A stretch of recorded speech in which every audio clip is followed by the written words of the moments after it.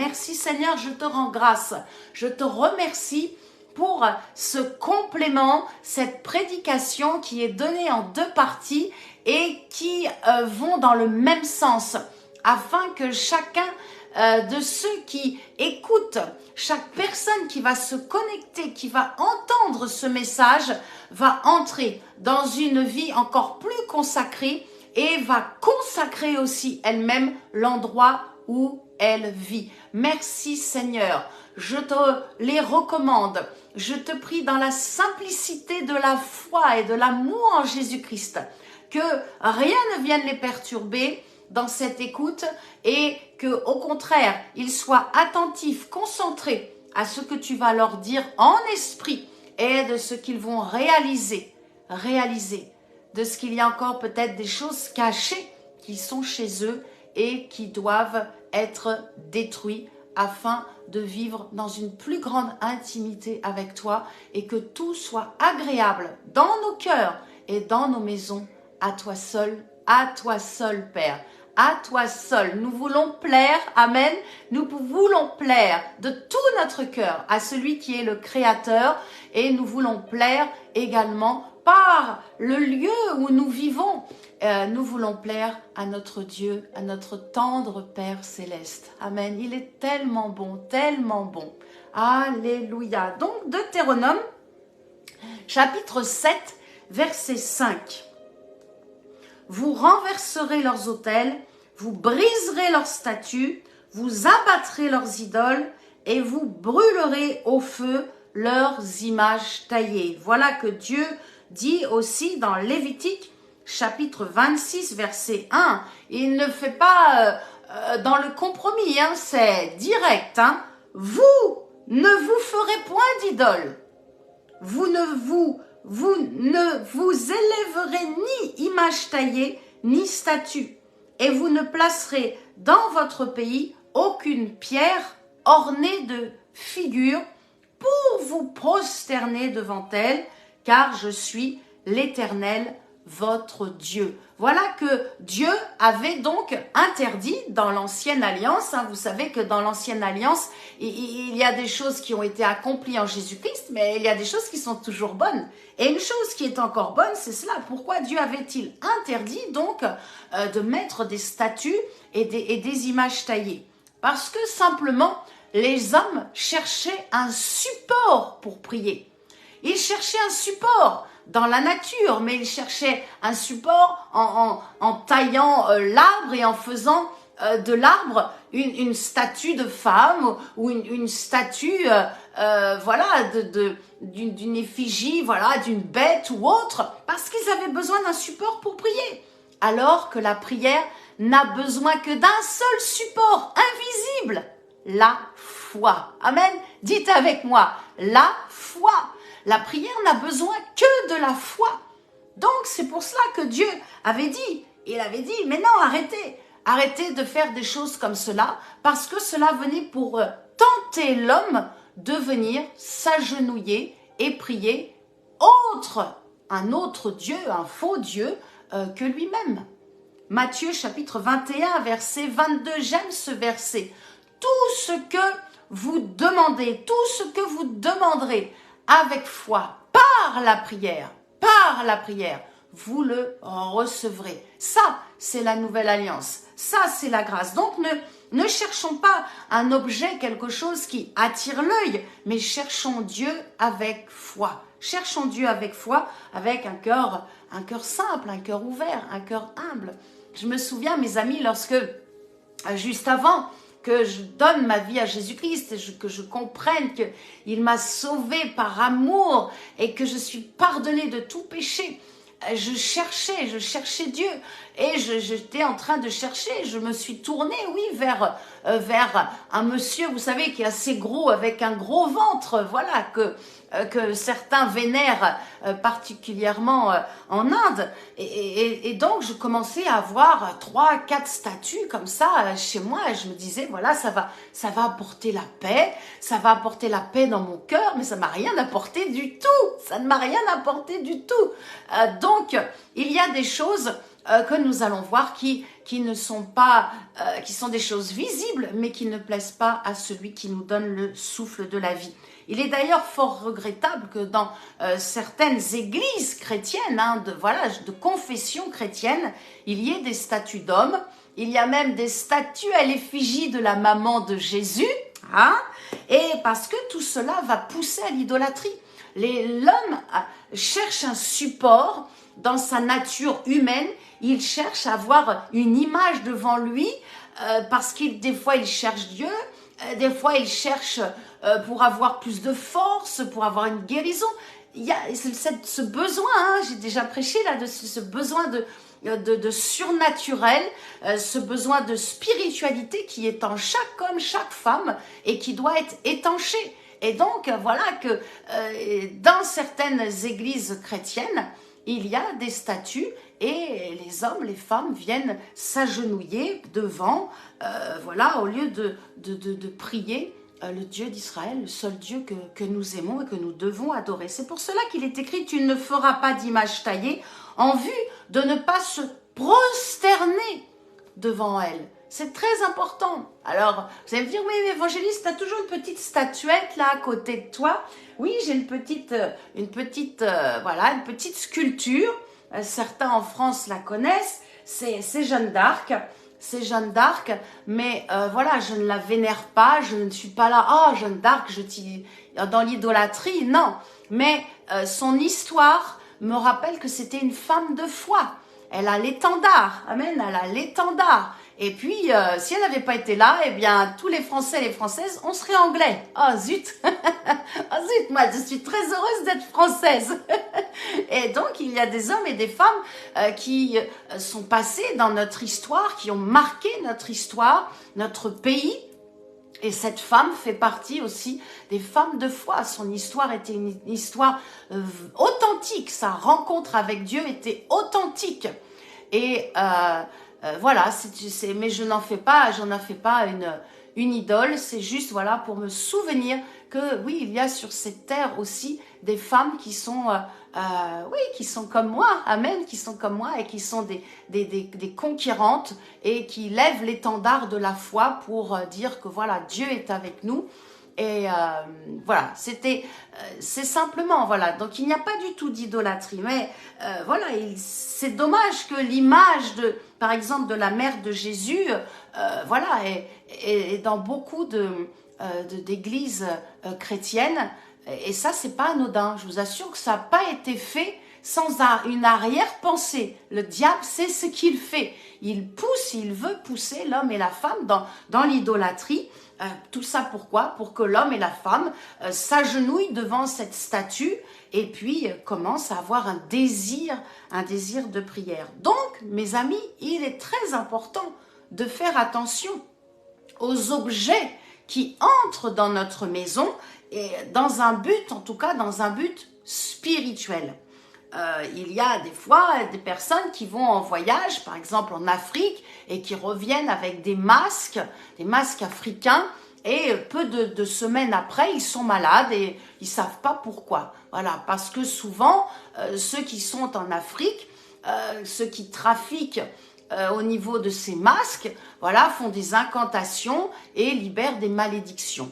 Alors vous allez me dire, oui, mais c'est qu'un objet. Oui, mais un objet est porteur, ou c'est une bénédiction, ou c'est une malédiction. Il y a des fois des cadeaux que j'ai refusés parce que le Saint-Esprit me disait de ne pas le prendre. Ça n'a pas été donné avec une pureté de cœur. Ça n'a pas été quelque chose qui vient pour me faire plaisir, mais plutôt pour me flatter ou essayer de m'embobiner. Vous voyez, un peu. Alléluia. Certains me comprennent. Donc, il y a des masques africains qui sont des cadeaux empoisonnés. Des fois, certains vont en Asie, surtout en Thaïlande, et ils reviennent avec des statuettes de déesses, vous voyez, avec des bras, voilà. Et puis, un jour, ils divorcent, un jour, un enfant est malade, Donc, ces objets comme ça sont vraiment des portes ouvertes au royaume des ténèbres, et c'est important d'en avoir la conviction. Oui, j'allais en parler également, les attrape-rêves. Alors ça a été vraiment la folie en France depuis à peu près une petite dizaine d'années. Et tout le monde met son petit attrape-rêve dans sa voiture. On en voit pour décorer la maison. Mes amis, comment voulez-vous qu'un objet qui s'appelle attraper les rêves, vous puissiez réussir dans votre vie? C'est un objet qui vient et qui capte toute votre bonne intention de réussir, de faire de ce que vous avez envie de réaliser avec Dieu, et ça c'est bloqué. Et vous vous dites, tiens, c'est bizarre, j'ai l'impression que ma vie n'avance pas. Eh bien, ceci est un objet vraiment, je vous assure, vraiment diabolique. Il faut absolument détruire, nous allons en parler, détruire de tout cela. Ce n'est pas juste une simple décoration.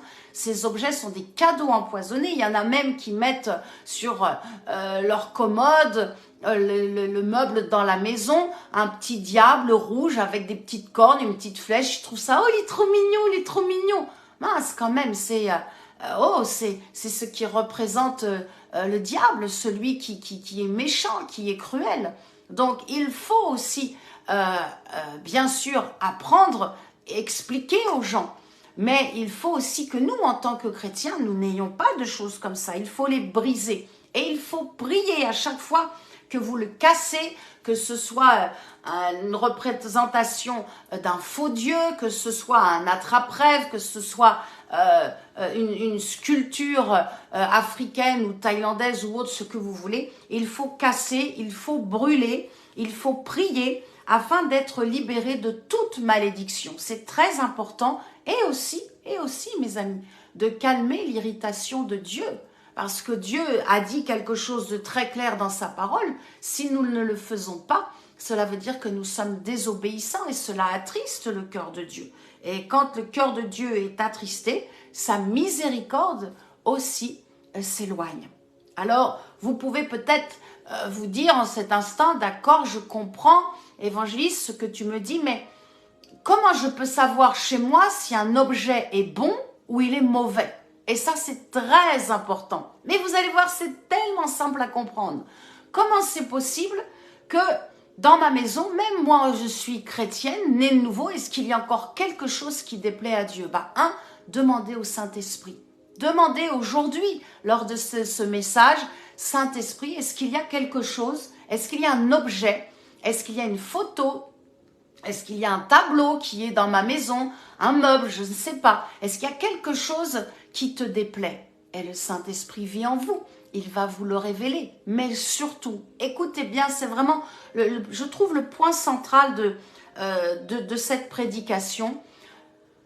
Pour savoir si un objet est néfaste dans votre maison, à chaque fois que vous allez passer devant, si vous vous sentez mal à l'aise, que vous sentez que votre paix s'en va, c'est qu'il y a quelque chose qui ne va pas. Il y a eu ou un trafic, ou il a été fait dans une manipulation des ténèbres, il va falloir vous en séparer.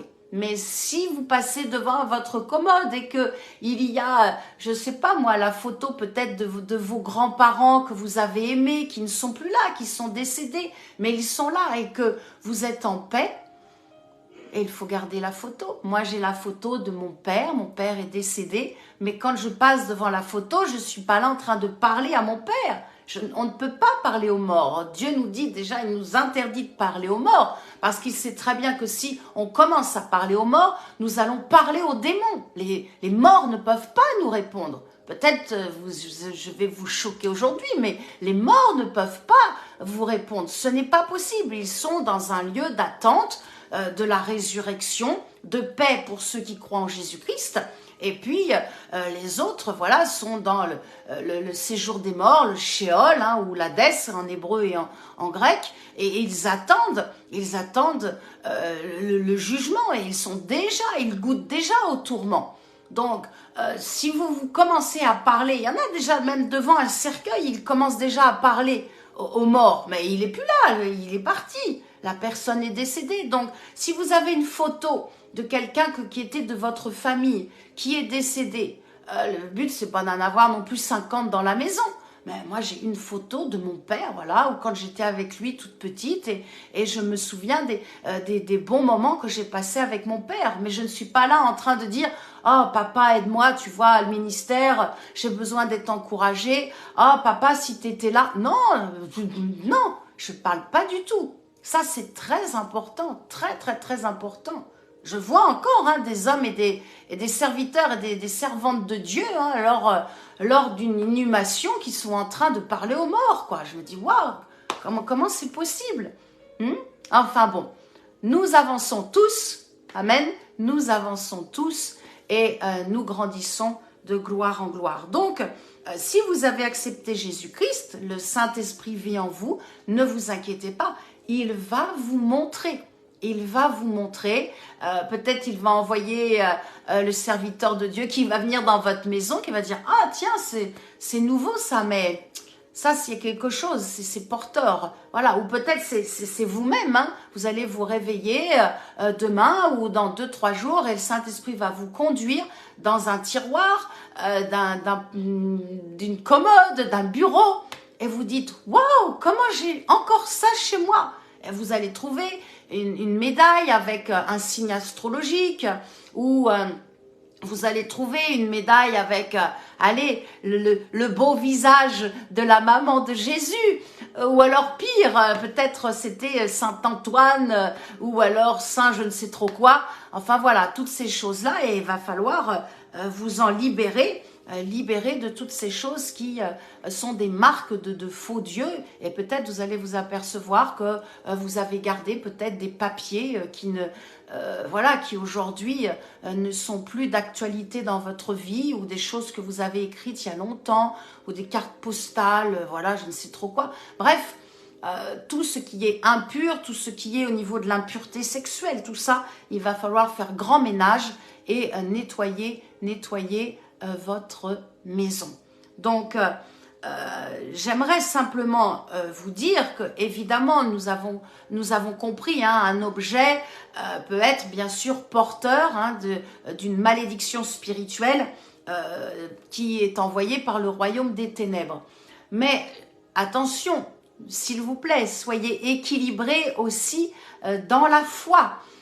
Une fois, je suis arrivée chez une personne, une sœur, et j'ai dit mince, il n'y a plus rien, il n'y a rien sur les murs.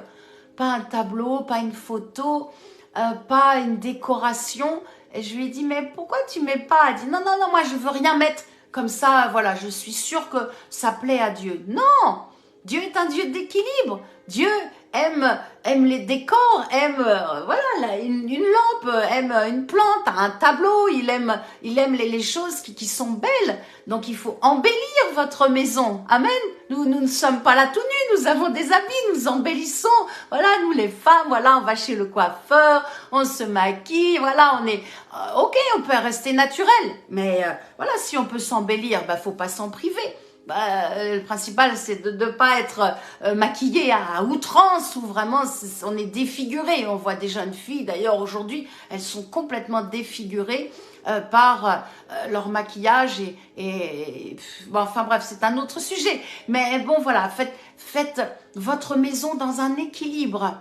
Vraiment, ça c'est très important. Donc, soyez prudents par rapport aux cadeaux que vous recevez ou que vous ramenez lorsque vous allez en voyage. Mais aussi, ne laissez pas vos murs vides. Mettez de la décoration, mettez de la vie. Dieu est un Dieu de vie. Amen. Et il aime aussi que dans notre maison, ça vive.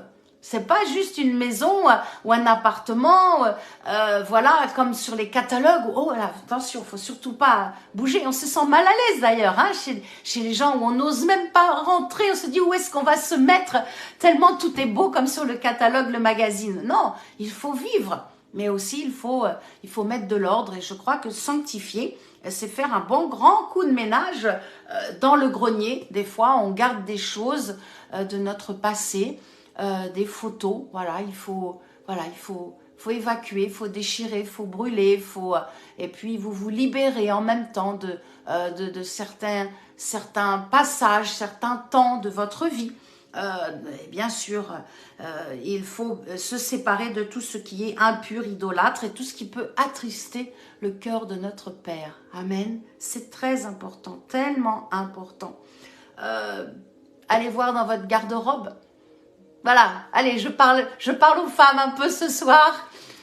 Allez dans vos garde-robes, mes sœurs. Voyez s'il n'y a rien qui attriste le Saint-Esprit. Si vous n'avez pas des, je sais pas, des vêtements avec des têtes de mort. Vous savez que ça se fait encore beaucoup. Tête de mort, alors tête de dragon, tête de serpent, tête de gros tigre avec des yeux exorbitants là, prêts à se jeter sur vous. Voilà, non, on est en Christ, voilà, mais on n'est pas obligé de mettre que du blanc tout le temps, quoi. Je veux dire, on peut mettre, voilà, des petites choses un peu fleuries, ça fait partie de la vie. Mais libérez-vous de tout cela, sanctifiez vos maisons, sanctifiez vos garde-robes et libérez vraiment le lieu d'habitation de tout objet qui a une marque diabolique. Des fois, ça ne se voit pas à l'œil nu. Sachez aussi que nous évoluons, que nous grandissons avec le Saint-Esprit. Donc surtout, le Saint-Esprit est en train de me dire, surtout ne vous accusez pas ou ne vous meurtrissez pas l'âme en disant « Waouh, mon Dieu, qu'est-ce que j'ai fait? J'ai gardé ça pendant des années, j'ai pas vu la chose. » Non, vous grandissez avec le Saint-Esprit. Donc il y a des fois, le Seigneur laisse et un jour, paf, vos yeux spirituels s'ouvrent et vous découvrez que cette chose-là était là dans votre maison. Et le principal, c'est de le retirer. C'est qu'il y a des choses qui sont peut-être évidentes et puis d'autres qui sont plus sournoises, plus cachées, qu'il faut vraiment demander au Saint-Esprit qu'il ouvre bien sûr nos yeux spirituels. Amen. Donc, demandons au Saint-Esprit qu'il nous éclaire afin que lui se sente bien. Rappelez-vous que le Saint-Esprit est une personne.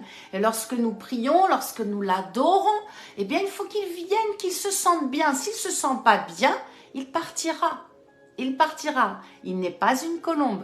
Hein? Je pense que la plupart, vous le savez, il n'est pas une colombe. Mais Jésus l'a dit, il est comme une colombe dans le sens, dans la pureté, dans la légèreté, mais aussi lorsqu'on s'approche d'une colombe, si on fait trop de bruit, elle s'en va. Donc, vraiment, il faut qu'il se sente bien dans notre cœur, dans le lieu où nous habitons, mais aussi que les gens qui vont venir chez nous, eh bien, se sentent bien. Ici, quand on vient dans notre maison, les gens disent toujours « Ah, c'est agréable ici, c'est frais, c'est agréable, c'est beau, on se sent bien, on se sent en paix. » C'est très important. Il n'y a pas besoin, vous savez, d'avoir des meubles, des tableaux, des choses qui coûtent très cher, des choses tout à fait simples, mais que les gens sentent que ce lieu est un lieu où vous honorez Jésus-Christ. Voilà ce que je voulais vous dire d'abord dans une première partie, et puis je voudrais vous entraîner maintenant dans un temps de proclamation. On va proclamer ensemble des paroles de libération et des paroles de victoire. Et je crois que ça va vraiment parler à votre esprit.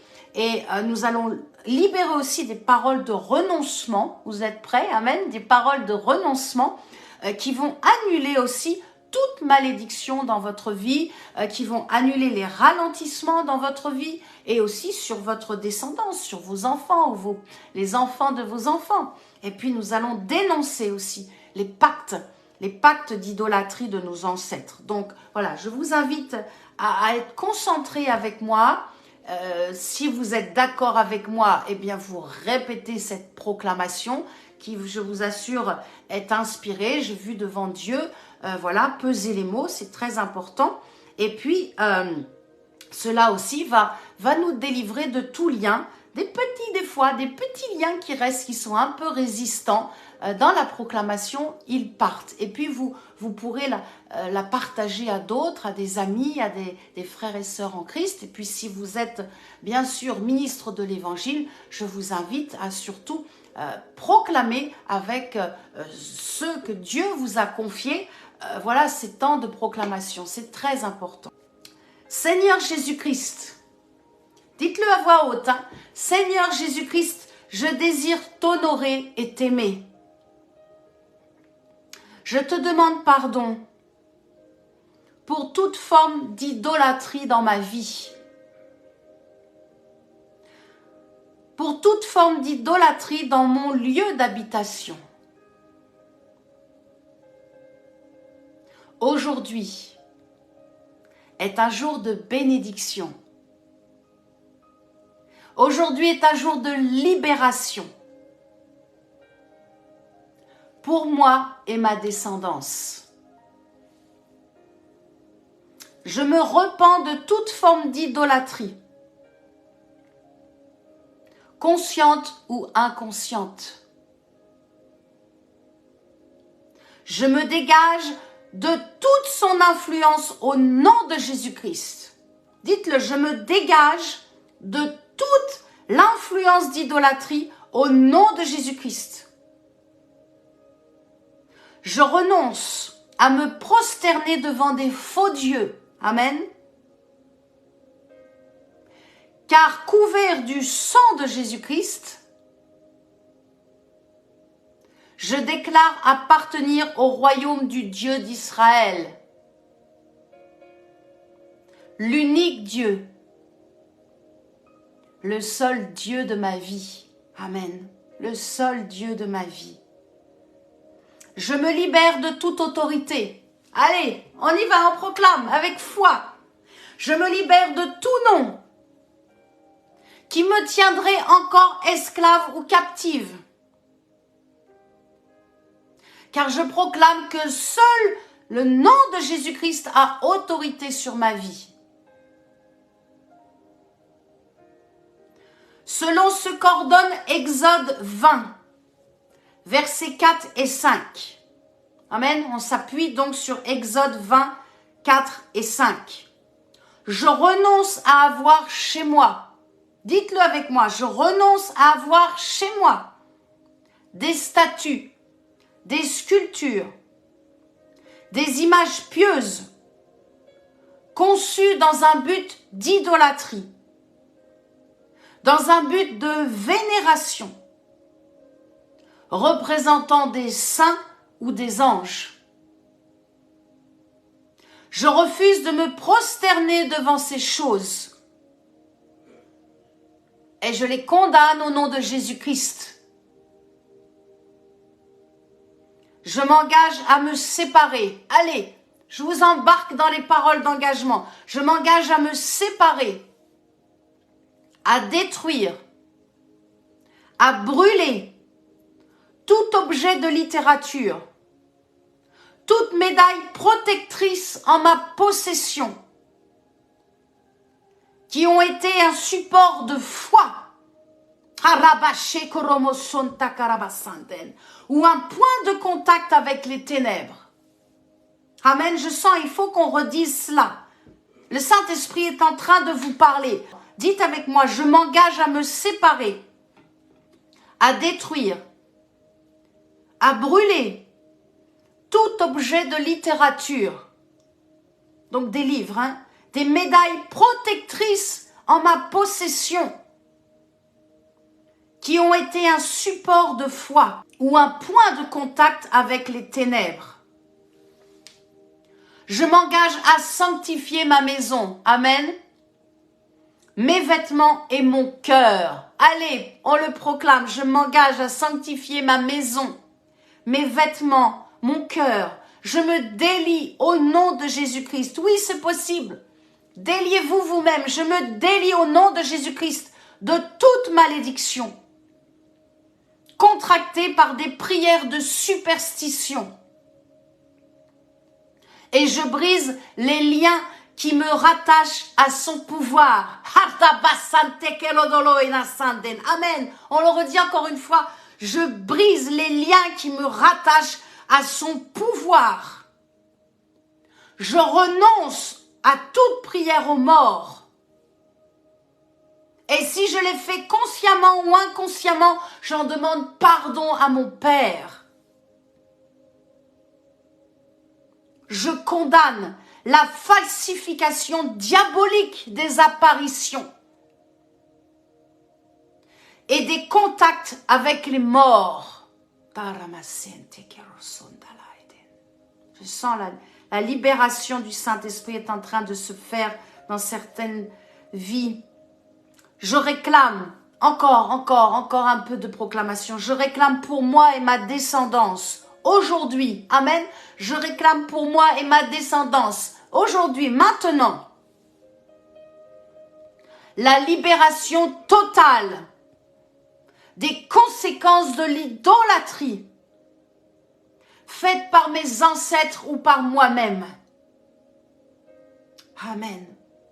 Et je déclare que seule ma foi en Jésus-Christ est le support de mes prières. Alléluia. Et que ma vie appartient à Jésus-Christ. Amen. Amen. Amen. Cette proclamation est très forte. Si vous désirez, voilà, hein, n'hésitez pas, vous pouvez m'écrire et je vous l'enverrai avec grand plaisir, soit par mail, soit par WhatsApp, il n'y a pas de problème. Et si vous voulez embarquer aussi d'autres personnes, d'autres frères et sœurs dans la sanctification, alléluia, dans la sanctification,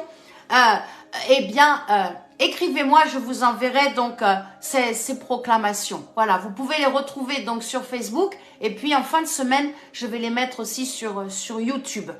Pour finir, vous vous dites, mais comment c'est possible aussi de consacrer le lieu où je vis? Parce que ça, c'est très important. Quand peut-être vous êtes en déménagement, vous partez d'un lieu et vous allez dans un autre lieu. Qu'il soit neuf ou que ce soit déjà une vieille habitation rénovée, peu importe, il faut consacrer cet endroit. Alors, peut-être que je m'adresse un peu plus, aux serviteurs servantes de Dieu, mais vous allez vous rendre compte peut-être que chez vous, finalement, cela n'a pas été consacré. C'est important de consacrer le lieu de son habitation. Voilà, donc il y a deux choses à faire. Il y a un temps de préparation et puis il y a le déroulement on va dire, hein, une petite cérémonie. Hein. Il n'y a pas besoin de faire des chaklala. Voilà, soyons simples, mais c'est important que cela soit fait. Alléluia. Donc, quand vous vous préparez pour consacrer un lieu d'habitation, eh bien, il vous faut une petite bouteille d'huile. Voilà, une petite d'huile d'onction. Si vous n'en avez pas, vous allez sur le site, je crois c'est www.salutpourlemonde.com. Donc, c'est le ministère du pasteur Daniel Vindini, vous voyez, pour cela. Donc, une bouteille d'huile d'onction. Si vous n'en avez pas, prenez à ce moment-là de l'huile d'olive. Ensuite, il faut préparer la Sainte Seine. Vous allez entrer dans un nouvel endroit avant de dormir dans cet endroit. Consacrer cet endroit. Vous ne savez pas qu'est-ce qui a été fait avant dans cet endroit. Donc ça, c'est très important. Je sais qu'il y en a qui sont en train de déménager. J'ai des sœurs, des frères qui sont en train de changer d'endroit. Voilà, et moi, en tout cas, je leur apprends comme cela. J'ai été formée ainsi et c'est important de se préparer. Inviter quelques frères et sœurs aussi en Christ. Et puis, bien sûr, la sanctification du lieu se fera par un ministre du culte ou par un ancien. C'est très important. Donc, comment ça se déroule quand on va pour consacrer un lieu? C'est peut-être demain, vous allez avoir loué une salle pour faire des séminaires, pour faire des conférences. Peut-être c'est donc un lieu d'habitation. C'est peut-être pour les fidèles que vous avez dans votre assemblée. Il faut consacrer la maison afin que les gens se sentent bien chez eux. Les gens vont, les fidèles, les frères et sœurs vont prier dans cet endroit. Et il est important de consacrer parce qu'on ne sait pas qu'est-ce qui a été trafiqué avant dans cet endroit. Donc, comment ça se déroule? Eh bien, en 5 points. Le premier point, c'est d'abord de lire un passage. Hein, je m'adresse aux anciens ou aux ministres du culte. Donc, de lire un passage de la parole de Dieu. Et je vous conseille le passage de Deutéronome chapitre 28, du verset 1 à 14. Voilà, nous n'allons pas le lire aujourd'hui. Vous pouvez le lire tranquillement. Mais c'est vraiment un passage... Même si vous n'êtes pas encore vous n'êtes pas un ministre de l'évangile selon Éphésiens 4, 11, vous pouvez proclamer aussi ce passage dans votre lieu d'habitation.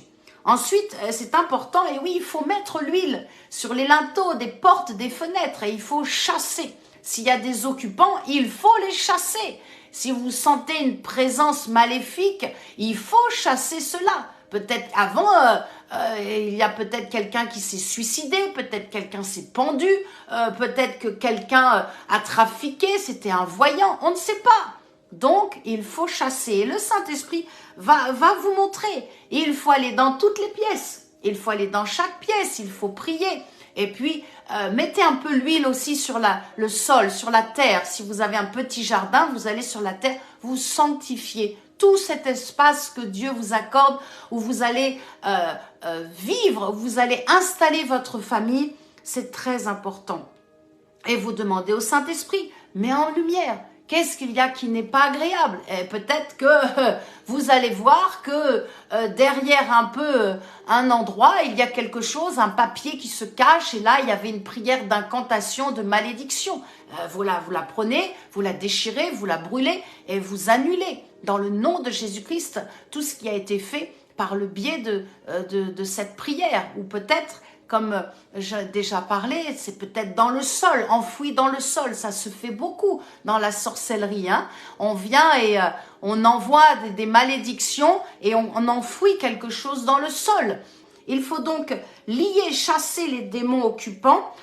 Il faut prier pour pas que les voleurs passent. Hein. Vous liez les esprits de vol, les esprits de mensonge, de violence, les critiques des voisins, tout esprit qui a été fait dans la sorcellerie, tout esprit de pauvreté qui voudrait s'installer dans cette demeure. Il faut, c'est à nous de le faire. Et peut-être vous dites, oui mais évangéliste, moi il n'y a personne là, je ne sais pas comment je vais faire. Ben, écrivez-moi, on essaiera de trouver une solution ou de vous trouver quand même un pasteur qui pourra venir vous aider. Et au pire, s'il n'y avait personne, eh bien engagez votre foi, prenez l'huile et chassez. S'il y a une urgence, il faut chasser.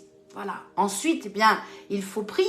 Il faut prier Dieu, invoquer la bénédiction de Dieu sur le lieu qu'il vous accorde. C'est une grâce.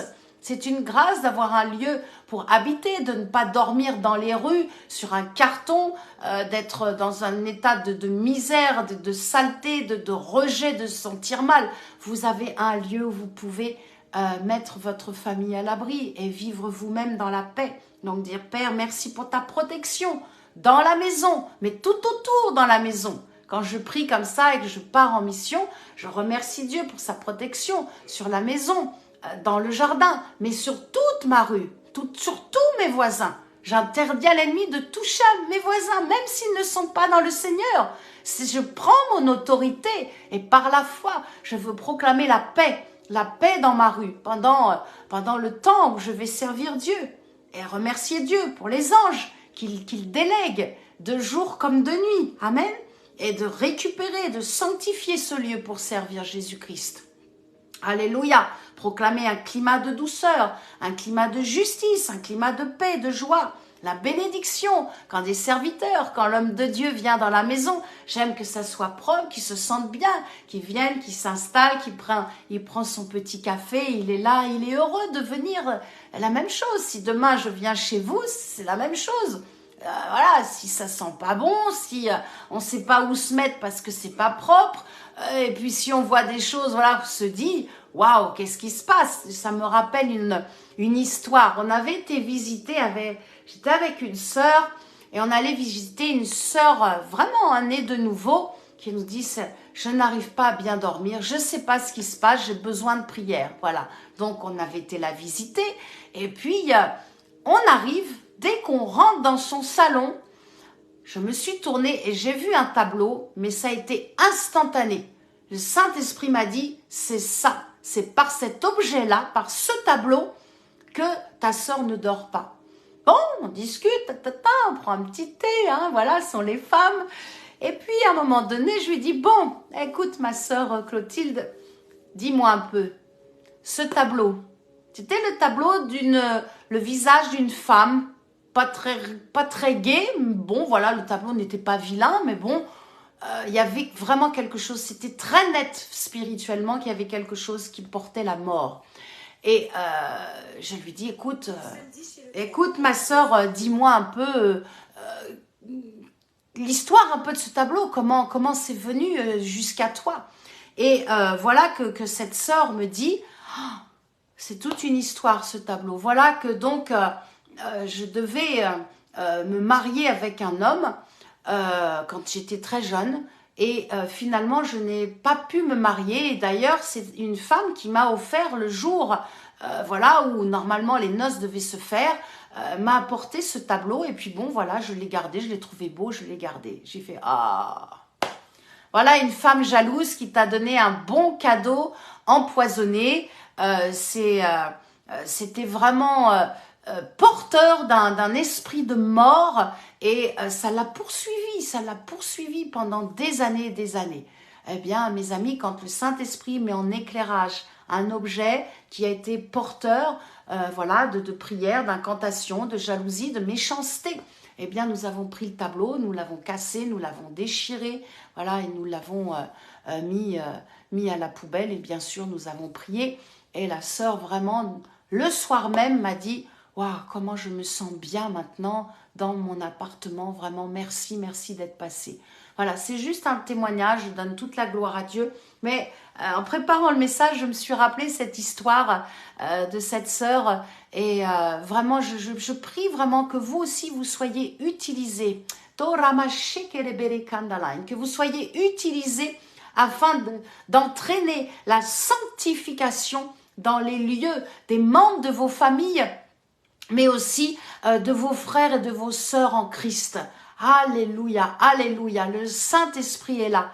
Le Saint-Esprit nous éclaire. Le Saint-Esprit est notre guide. Amen. On peut le dire, le Saint-Esprit m'éclaire. Le Saint-Esprit est mon guide.